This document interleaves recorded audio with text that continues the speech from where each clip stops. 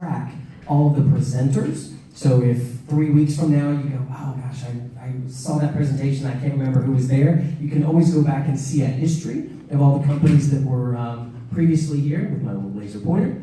It also allows you to check in. It's a big button at the bottom. One of the great things about creating a basic profile on our app is that then, if later today you realize you met somebody here that you want to follow up with, everyone who checked in will show up on that list on a week-to-week basis, and you can use that to network. I would also recommend, if you're not already on LinkedIn, another resource for entrepreneurs and business people. There's a button at the bottom of your LinkedIn that has two little people's faces. If you click on that, this screen will pop up and it says Find Nearby. If you don't have Bluetooth on your phone, you need to turn that on first, but I'll trust you guys to figure out how your phones work. Best thing is that it, in effect, turns your phone into a LinkedIn homing beacon, so anyone within about a 10-foot radius of you will show up, and unless you just really enjoy typing with your thumbs, this can pop people's names and you can accept new contacts very easily. It's a great networking tool. With that, when you're done with all those phone tricks I just taught you, please silence your phones and we will get started. We have a great presenter today. Isaac's going to come to the front from the Texas A&M Community Development and Entrepreneur Law Program. Now, if any of you did not go to A&M and you have any reservations about it, just hold on to those. We can't be sharks, remember. Got to be nice to our Aggie friends.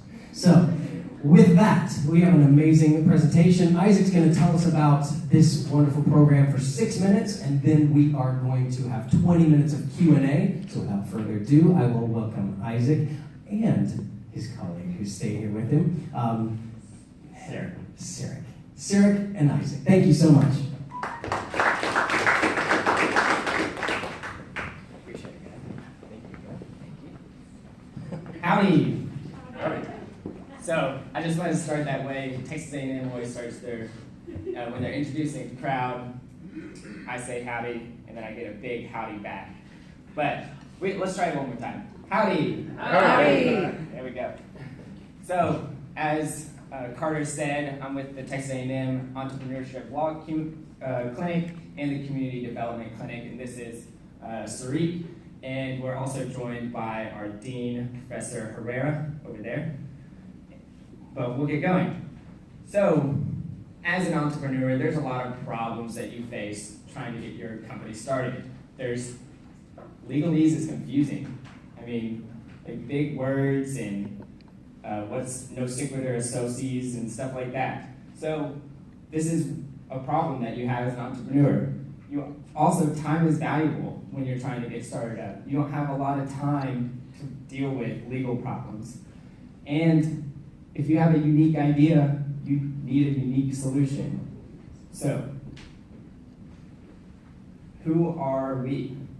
We are a law firm that's made up of a bunch of law students that are,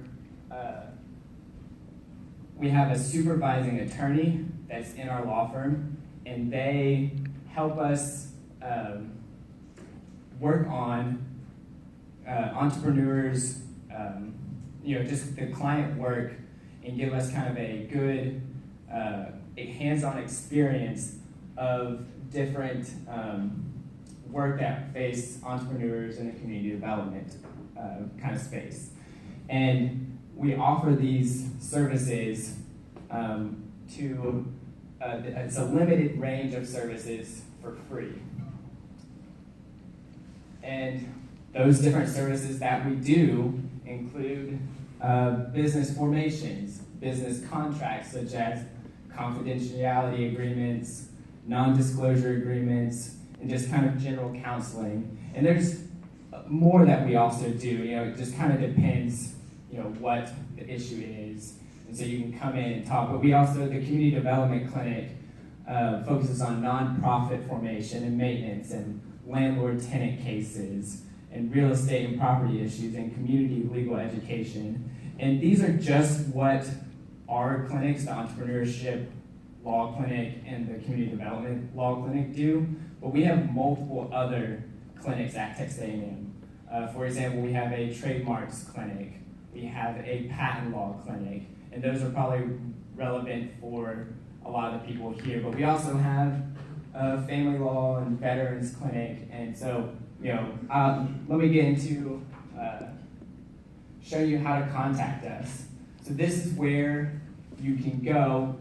Just our location. We're located in the Star Telegram building in downtown Fort Worth. And if you go to this web address, law.tamu.edu/legal-assistance, you will see a lot of the different clinics that we have. And from there, you will go down and kind of select a business issue that you're having, and it will direct you to a intake form that you'll fill out. Or, if you don't like the internet, you can just call us at this number right here. So there are some limitations to the services that we offer, and some of those limitations are a part of just us being a part of an academic environment where the students are, we follow the academic calendar, so we don't have students during holidays and breaks, Christmas holidays, and there's a limited amount, we don't have a lot of students in the summer working, but so the best time to apply is mid-July or mid-September and November through January. And then one other thing I want to touch on is we also limit the clients by their financial resources. So generally we define the financial resources as a gross income that's less than 300% of the federal poverty level. So if you're not sure whether or not you fall into this guideline, I just encourage you to still give us a call. We'll ask you some questions, and we'll make that judgment call on a case-by-case basis. Question. Yes. So you're talking to a bunch of entrepreneurs, right? So some of them have not reached the break-even point yet. Would that qualify for the criteria that you outlined over there? It's a kind of a case-by-case basis. We'd have to look at a bunch of different factors to see if, and it would depend, I think, somewhat on, sometimes we may accept clients that are above that level if we think it's a unique opportunity that will be a good learning experience and we can handle it. Yeah, allow me to. Just so we have a 20-minute Q&A. Oh, okay. after. Yes. All right. There's a watchdog here. Yeah, go ahead. Yeah, so I just want to end on one of my favorite founders of one of my favorite companies, Apple. And he says, your time is limited, so don't waste it living someone else's life. And I think that's kind of why a lot of people become entrepreneurs, is because they're tired of working for somebody else and they want to run their own lives. So that is all I have. Perfect. So we already know we have some questions. Thank you very much. Thank you very much.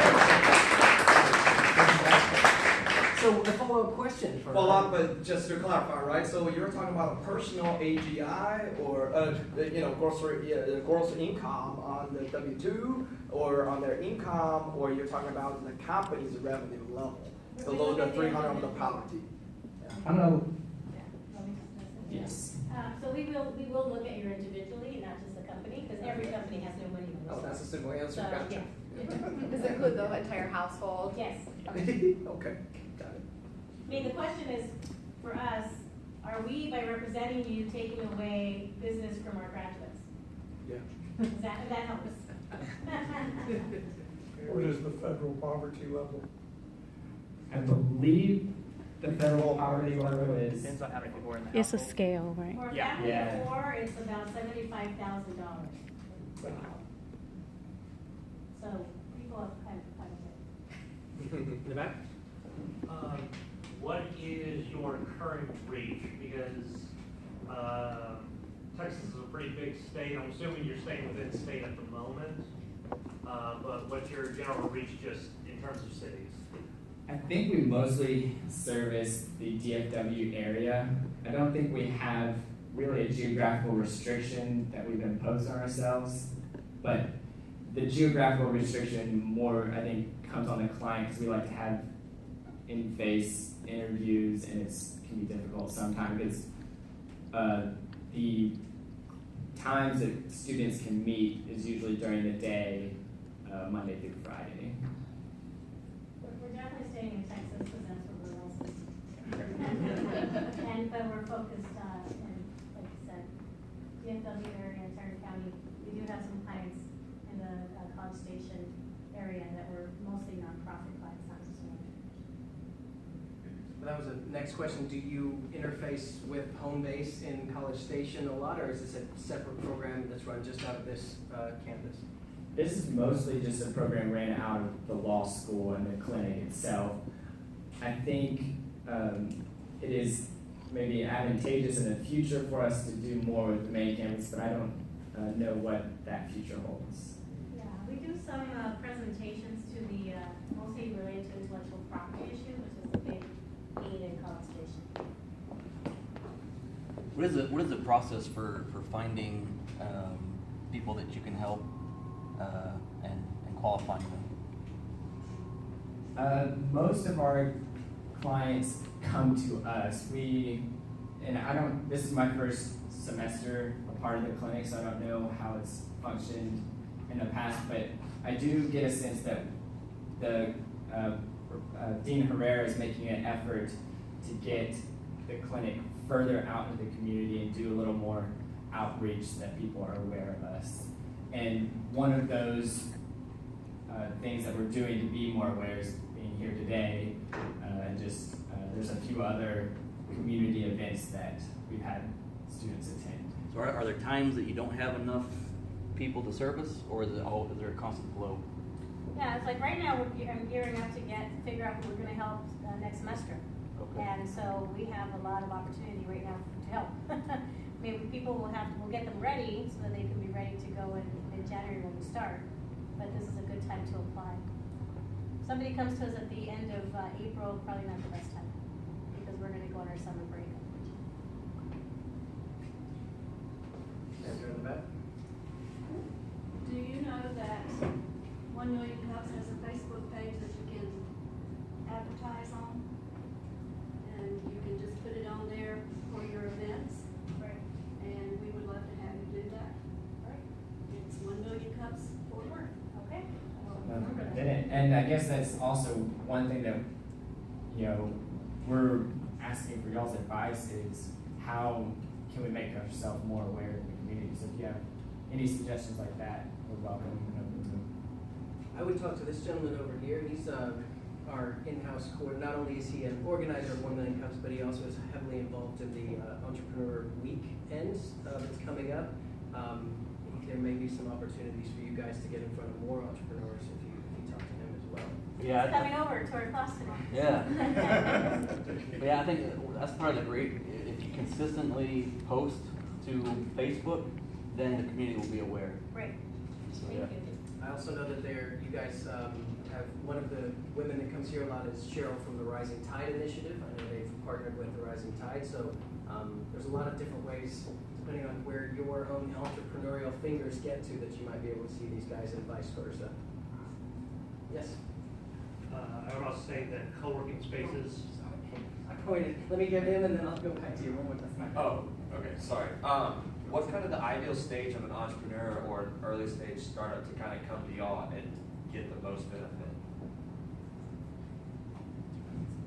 Good question. So I would just say that it depends on person to person basis. So if you're trying to start up your business and you actually have it planned out, that's important. It wouldn't be ideal to come in when you really don't have any of your stuff planned out, obviously. But say you're at the stage that you need help forming your entity, whatever entity you decide, we help you decide on. That's a good time because that's a big part of what we do is we help form the entity that you want. We help draft a company agreement if you're going to have other people in your company working with you, So really just once you have a set plan for what you want, and it doesn't have to be perfect, it just needs to be something that we can help you along with. And that's also a big part of what I would say we try to help with sometimes is not just legal advice, but business advice. do we think this is a good idea? What can we do to make this better? So, Okay, what about, do y'all still bring value to, maybe a company that's a little bit further than just the idea and ready to start? What if they already have, say, a Texas LLC set up and maybe an early stage board or something? Do y'all still bring kind of some services to a little bit later stage? yeah, we can still do things like that, depending on what they need. Like things like if you need like a contract for your business, we can help with that. If you need, help with like different types of agreements between, like non-disclosure agreements or something like that, we can help with that. It really just kind of depends on the issue and how big it is and time consuming it is. If it's it could be too big of an issue for the students to handle in their normal semester. But if it's something that is a reasonable amount for them to handle, then we can probably help you with it. Thanks. Do you have any specific examples of anything you're thinking of, or? Well, I just, I have friends kind of in both stages, and I'm in a little bit later stage, so I have an LLC set up, I may want to convert to Delaware C in the future and go to the corporate. And then I have other friends that are, kind of have their ideas and really want to get a company set up soon, so then I would advise them to talk to you at that stage. I was just wondering for myself though too, what you could bring of value.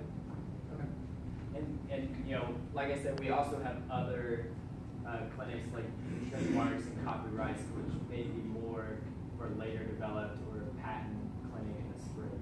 Yeah, and is that also kind of free to those who qualify? Yes, I believe so. There's the only costs I think are that you would have is there's any filings to, Right. we State pass fees. along any costs that, that are to form.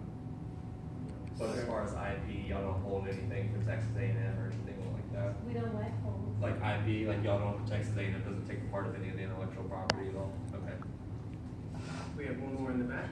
Yeah, was just on the people to talk to help spread this, just spread knowledge of this, is I believe some co-working spaces might be a pretty good idea, because that tends to be where a lot of startups go when they can't afford their own office space to start, so. Yeah, I think that's a great idea. One of the common questions that we ask our presenters is, what can the 1 Million Cups do for you? Is there anything other than what you've addressed that you would like for us to do to help you? I think the biggest thing is just spread word about, if you've got friends or family that are trying to start up a company, tell them about us and have them give us a call or go to our website. Is there a bias if it comes down to it, you have two really good candidates, do you prefer? Only Aggies. Just, yeah. I was gonna say, is it anti-SEC at this point? Is it anti-SEC or anti-Big 12 at this point? But it's just pure Aggies, I got it. No, we don't have any. Sorry, one more. Number one, thank you for your time. Yeah. Wonderful. And wonderful program, full forward, as well as being a veteran, and having the veterans program as well. Being the second state, having the largest population, California being one, Texas being the second veterans. Do you see a larger, number one, do you see a larger increase in the entrepreneurs that are veterans themselves? Because coming back into the real world, if you will, they are finding that they, as a plumber, electrician, whatever it was, now they see the value of just being a contractor, contracting on as a subcontractor versus go try and get the big Lockheed job. So they find more value to many than just one, if that makes sense. And two, what business relationships do you have now with veteran type organizations? I guess to answer both, I don't have a good answer for both, and that's partially Professor Herrera may have better answers because she's been in the clinic longer. So we have a number of relationships with the veteran organizations. Primarily, the Veterans Clinic that we have focuses on benefits, and so it's a different aspect of what we do. And so we get referrals from them to our entrepreneurship clinic. It's still a small population in comparison to the others. Most of our clients are non-veterans. But part of it is also that we're just beginning outreach into the entrepreneurship community here in Fort Worth. So if you can help us with that, that'd be great. Thank you very, very much, everyone. If you have any further questions, they will be here after for a few minutes. We're going to go to announcements, but before we do that, I have a gift for you. Now, we do need to go get another one. We've got two gentlemen up here. Now, one of our organizers is not here today. She got stuck on the mountain. She climbs a very, very high peak every morning and has someone manufacture one-of-a-kind cups for you guys every single day. That says China, dang it. Disregard that. She got 2 cups out. One of them managed, there we go. We got 2 cups out, and then a storm blew in, and she's basically camping out for the night. So, thank you guys so much. Appreciate it. Great presentation. Thank you. All right, so we have a couple announcements, as I alluded to moments ago. We've got 2 events that are tied intricately together with entrepreneurship. Startup Weekend is the 15th through the 17th. As I said, we've got a gentleman in the house who's on the board and is very, very much involved in that organization. He is getting, oh my gosh, did she get one more off the mountain? That is remarkable. We have another presenter? We do. We do. That is something else. I mean, she was like zip-lining them. It was impressive. It was super cool. We also have Global Entrepreneurship Week, which happens the 14th through the 22nd. That, as the name implies, is a global event, but we have a ton of activities, sponsorships, things that are going on during that week. So please go to GEW, Global Entrepreneurship Week, FortWorth.com, or any of their social pages. I think last week we heard there was something like 27 different venues holding 45 events. I guess it's quite an impressive thing. So definitely check that out for the full calendar. Absolutely also make sure you look up the Startup Weekend events. 2 big resources for those of you who are starting new businesses.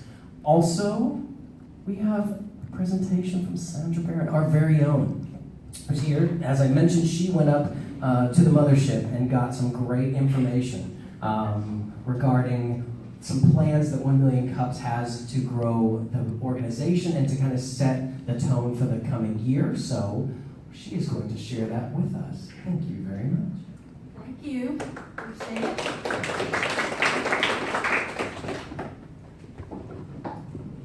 One Million Cups was founded by the Kauffman Foundation in 2012. And our very own Cameron Cushman was part of that endeavor. Oops, wrong way.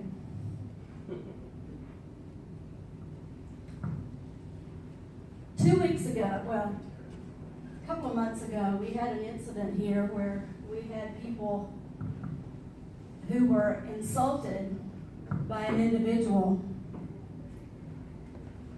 And that was even before we started 1 Million Cups. A couple of weeks ago, we had an individual who basically attacked our speaker for the day. And that is not what we're all about. As Cameron said, we're not a Shark Tank, we're a Dolphin Tank. So, at our 1 Million Cup Summit that we went to in Kansas City, they were talking mostly about getting back to the core of what 1 Million Cups is. And part of that information is what is our mission as a 1 Million Cups chapter? And that is to lower the barriers for entrepreneurs and wannapreneurs to access the education and resources available in the community. How many is this their first time here? Oh, we got 4. I'm glad to have you. We have a lot of resources sitting in this room. So after our meeting, I encourage you to connect with someone that you have not talked with. Get to know them. You never know what that friendship or that connection can help you with. Our purpose is to help those with business ideas, bring them to fruition through education and community. Our process is to connect innovative minds with educational resources, authentic experiences, and each other. We had an educational program this morning about the Texas A&M Law Clinic, and it was an amazing group of young people that are learning to be attorneys and are learning to help the entrepreneurial system as they progress to graduation and become real attorneys.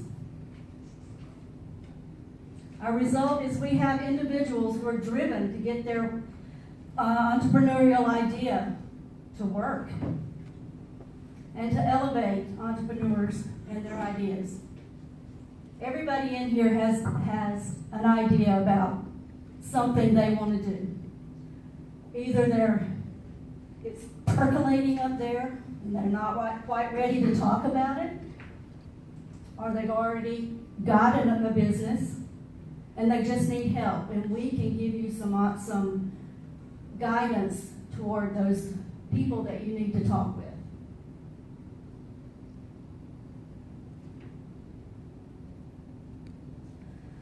The way we say things is always remembered by someone. The person who actually talked to the person when she felt like she was attacked, when I spoke to him, he didn't realize he had done anything wrong. And I told him, it's not so much what you said, it was the tone of voice and you jumping down her throat. That's what it's about. And that is something we do not tolerate. When we come into 1 Million Cups, we expect to be energetic. How can you learn if you're not excited about what's happening? You could be at home in bed. We're neighborly. We're very friendly. We love new people to come in. So I invite you to come back. Hopefully you have learned something today from Isaac and Sarah and Luce. We appreciate you coming and enlightening us about what you do. We're confident. We stand up here. It takes a lot of courage to stand up here. It's not easy to be a speaker. So be confident when you get up here. We're straightforward. Tell us what you got to say. Make sure we understand what you're saying, because if we don't understand what you're saying, it goes over our heads, and so you wasted 20 minutes here. And we are grounded. We're grounded in the entrepreneurial spirit.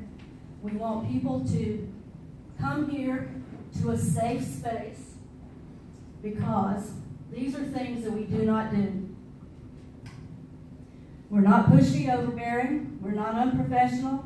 We're not arrogant or domineering. We're not blunt, curt, or clipped.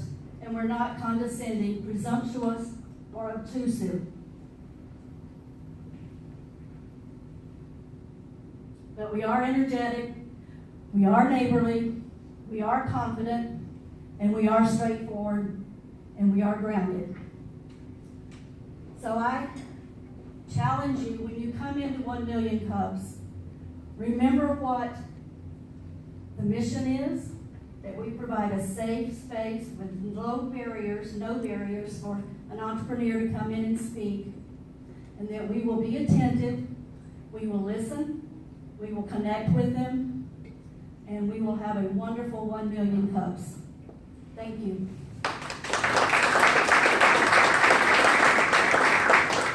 You'd be so kind as to talk about our relocation plan. Yes, we are so excited because we've been here a year at Locavore and we have loved it.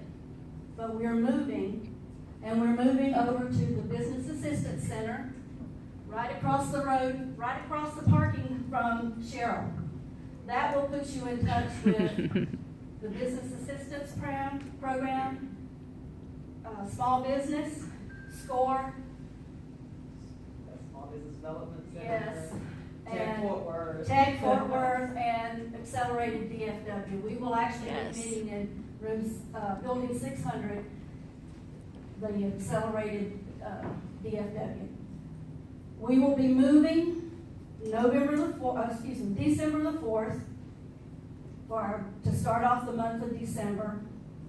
And then we will have some holidays in that mix, but we will start back up January, after January 1, and we will continue there, and then you can leave and walk over to all those other people that you can talk to. So we believe it's going to be a good move for us, although we love it. It's just time to move on. The other thing is, what was I going to say? Startup Weekend. If you've never been to Startup Weekend and seen what it's all about, you need to go. Talk to these two over here, Aaron or LeBeau. It starts on the 15th. Correct. 15th and 16th and 17th. And it's an amazing opportunity if you have a business idea to go work through it in 55 hours and learn how to put on a business competition. It's just an amazing program. They need people. Unfortunately, they had to take over from someone else and now they're behind the 8 ball. So if there's any way you can do that weekend, go. Come see them. We would like for you to meet up with somebody here, connect with a new person, and we don't have to be out of here until, what time is it? 10? We can work until 10:15 for network, for connecting with people, not networking. Perfect. So, thank you, and we'll see you next week. As an organizer, you are probably familiar with this cup. Yes. But it turns out that the zip line broke, and I just got a text. So luckily, I was able to do a quick reconnaissance. I have a little side business of spelunking that I do. I don't talk about much. And in the deepest, darkest cave, I did find yet another cup. And so for you, I want to share this amazing cup with you. And there is no other like it except for the other one in the cave. Thank you. So for everybody, again, recap time. Please speak to this gentleman over here if you have any questions about Startup Weekend. He will certainly be able to help you out. If you have any video, if you have any production needs, LeBeau has an amazing studio in Hearst that she spoke to us about a couple weeks ago.